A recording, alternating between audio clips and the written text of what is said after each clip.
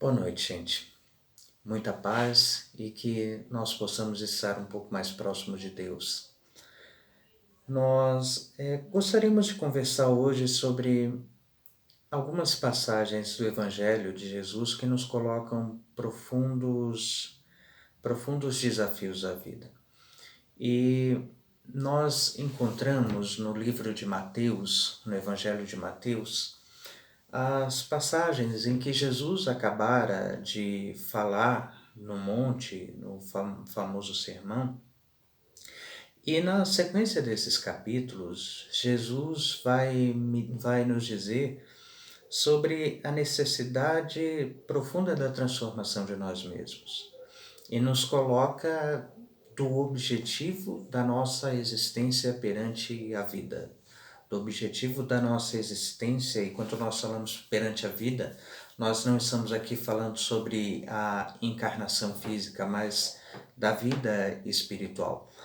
Porque muitas vezes nós tentamos separar vida física e vida espiritual, e essas duas não se separam, porque são duas etapas da existência de um mesmo ser. São etapas de crescimento do mesmo ente, do mesmo jornadeiro que é o espírito humano, nessa sua jornada de ascensão. E Jesus nos coloca desses profundos desafios e ele vai falar da questão de nós procurarmos fazer os maiores esforços possíveis para que nós possamos encontrar verdadeiramente o sentido da vida. E ele, em determinado ponto, nos aconselha a entrarmos pela porta estreita, porque ela é muito difícil e muitos são aqueles que preferem entrar pela porta larga, e é a porta de confortos, a porta que não leva a nenhum tipo de desafio, e quando não existe desafio, não existe nenhum tipo de crescimento. A jornada física, a jornada do espírito, seja física ou seja no plano espiritual, é toda uma jornada de desafio. Nós estamos constantemente sendo desafiados a fazer o grande enfrentamento. Naquilo que Paulo de Tarso chamava de o bom combate, o grande combate. E esse combate não é com o mundo. Enquanto nós entendermos que o combate a realizarmos é com o mundo e com tudo aquilo que nos rodeia, nós não teremos entendido verdadeiramente o propósito da nossa existência. Porque quando nós nos colocamos a combater o mundo, quando nós nos colocamos a enfrentar as dificuldades que nos são impostas pelos outros, como se os outros fossem verdadeiramente o inferno, naquilo que dizia o pensador, o inferno são os outros, nós realmente não entendemos que a grande dificuldade da existência humana não está em vencer a nada que esteja fora de nós. Mas o grande desafio consiste em nós vencermos a nós mesmos. Por isso, a proposta de Jesus de entrarmos por essa porta que nos proporciona grandes desafios, ou seja, de aceitarmos os grandes desafios da vida como patamares de crescimento e patamares de evolução, como instrumentos de crescimento, como instrumentos de renovação, como instrumentos de libertação de nós mesmos. E essas passagens todas de Jesus nos levam a esse sentido, até que chega um momento em que Jesus vai nos colocar da necessidade de nós entendermos o que ele dizia com relação a eu sou o caminho, a verdade e a vida. Ninguém vai ao Pai senão por mim. E nós temos entendido isso de uma forma muito errada. Nós temos entendido que ir a Deus se dê tão somente através da religião, através dos aspectos da religião. E entendemos ainda a religião apenas como sendo algo exterior, algo que é um lugar em que nós vamos, que é uma prática que nós realizamos, que é um culto que nós frequentamos, que nós praticamos e colocamos isso tudo em questões que são profundamente exteriores. Mas Jesus vai nos dizer que realmente não é isso, porque ele diz lá no capítulo 7, versículo 21 de Mateus, que nem todo aquele que diga Senhor, Senhor, entrará no reino dos céus, mas sim todo aquele que realiza a vontade do Pai que está nos céus. E Jesus nos coloca como a condição fundamental para nós nos encontrarmos com Deus, e aí nós não estamos falando de religião, embora o aspecto da palavra seja realmente de religar, de unir a criatura, de unir novamente a criatura ao Criador, ou de unir definitivamente a criatura ao Criador, mas não no conjunto das práticas exteriores. Porque, como diz Jesus, isso não é uma questão exterior. É uma questão de prática da vontade de Deus. E qual é a vontade de Deus a que Jesus nos coloca? É simplesmente que nós sejamos melhores. Que nós sejamos o melhor que nós possamos ser hoje, na nossa casa, no nosso trabalho, no nosso convívio com todas as pessoas que nós conhecemos, no nosso convívio com as pessoas que nós desconhecemos, no nosso convívio com o mundo, no nosso convívio com a existência, com a vida em si, porque nós nos relacionamos com Deus através de tudo aquilo que nos cerca, em todo instante e em todo momento. E nós ainda acreditamos que sempre que nós dizemos Senhor, Senhor, sempre que nós nos colocamos de joelhos em um determinado templo, ou em uma prática de culto em uma outra determinada conotação religiosa, nós estamos junto de Deus. E não é isso. Nós só estamos verdadeiramente junto de Deus quando nós estamos próximos do mundo que nos cerca. Nós até agora acreditamos que para viver no mundo, nós precisaríamos, para estar mais próximos de Deus, nos isolarmos de todos os aspectos que nos provocam desafios, e não é isso, porque os aspectos que nos provocam os desafios são os aspectos que nos levam ao encontro de nós mesmos, não daquilo que nós temos de mais perfeito em nós. Não, porque isso não nos levaria a desafios, mas nos leva ao encontro daquilo que nós temos de mais imperfeito em nós. E qual é o sentido disso? Talvez nós nos perguntemos. O sentido não está todo na perfeição? Sim, está. O sentido está todo em nós buscarmos a perfeição. Tanto que Jesus, um pouquinho antes, no Sermão da Montanha, no Sermão do Monte, capítulo 5, versículos 44, 46 e 48, vai dizer: Amai os vossos inimigos, fazei o bem aos que vos odeiam, orai pelos que vos perseguem e caluniam. Porque se somente amardes os que vos amam, que recompensa tereis nisso? Não fazem assim também os publicanos? Se somente amardes os vossos irmãos, que fazeis mais do que os outros? Não fazem o mesmo também os pagãos? Sede, pois, vós outros perfeitos, como perfeito é vós, vosso Pai Celestial. Existe uma grande mensagem oculta nisso que Jesus nos coloca. Sede perfeitos como vosso Pai Celestial é perfeito. Porque a visão que nós temos de Deus ainda é de que Deus esteja acima das nuvens. Nós ainda acreditamos que Deus é o velhinho lá de cima, que é o Senhor de barbas brancas, que é o cara, que é o homem com quem eu vou conversar, e que esse cara, esse homem, esse senhor de barbas brancas, não se mistura. Que ele está acima de todos os homens, e realmente está, mas acima de todos os homens no sentido de colocar que não existe uma relação com eles.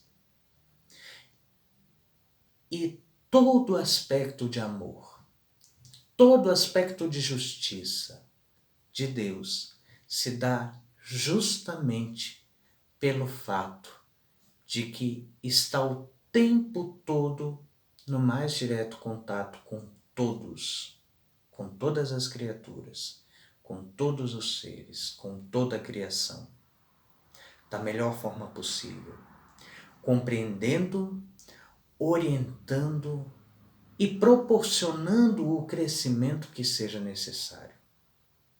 E aí nós entendemos que sermos perfeitos como o Pai também é perfeito, nos coloca na obrigação de estarmos próximos de todos aqueles que estejam próximos de nós, onde quer que nós estejamos, em qualquer momento que nós estejamos. E nos coloca a necessidade de entendermos da necessidade de vivermos no mundo como precisamos viver no mundo. E esse capítulo, Sede Perfeitos, nos coloca uma mensagem muito interessante chamada O Homem no Mundo. E nessa mensagem nos coloca um espírito protetor. O seguinte: sois chamados a estar em contato com espíritos de naturezas diferentes, de caracteres opostos. Não choqueis a nenhum deles com quem estiverdes. Sede joviais, sede ditosos, mas seja a vossa jovialidade a que provém de uma consciência limpa. Seja a vossa aventura a do herdeiro do céu, que conta os dias que faltam para entrar na posse de sua herança. E entrar na posse da herança do céu, do herdeiro do céu, não quer dizer um lugar de contemplação, mas quer dizer dividir com Deus a possibilidade de fazermos todo o bem que nós possamos, sem esperar o menor reconhecimento, sem esperar a menor retribuição, mas apenas fazer o bem pelo bem. Apenas compreender por compreender. Apenas amar por amar. E coloca ainda o texto: não consiste a virtude em assumir de severo e lúgubre aspecto, em repelirdes os prazeres que as vossas condições humanas vos permitem.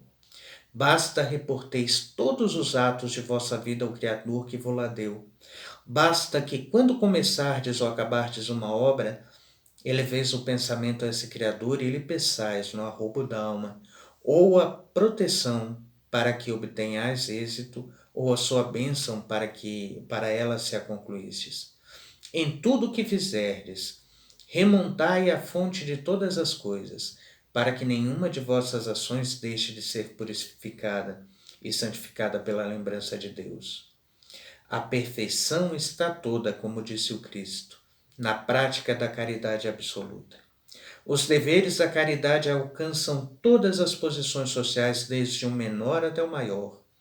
Nenhuma caridade teria de praticar o homem que vivesse insulado.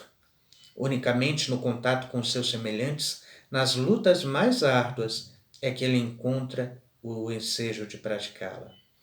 Aquele, pois, que se isola, priva-se voluntariamente do mais poderoso meio de aperfeiçoar-se. Não tendo de pensar senão em si, sua vida é a de um egoísta. E nós voltamos à questão do campo do Senhor, Senhor. Nem todo aquele que diga Senhor, Senhor entrará no reino dos céus, porque Nós talvez tenhamos entendido o Evangelho de Jesus de uma forma muito superficial. E talvez tenhamos entendido também a doutrina espírita de uma forma muito superficial. Talvez nós tenhamos entendido a doutrina espírita como mais uma prática religiosa, como mais um lugar em que nós vamos para nos reunirmos em um determinado culto, sendo que a doutrina espírita não é isso. Tanto que Kardec, num discurso de comemoração ao Dia dos Mortos, na Sociedade Parisiense de Estudos Espíritas, vai colocar do aspecto verdadeiro da religião do Espiritismo.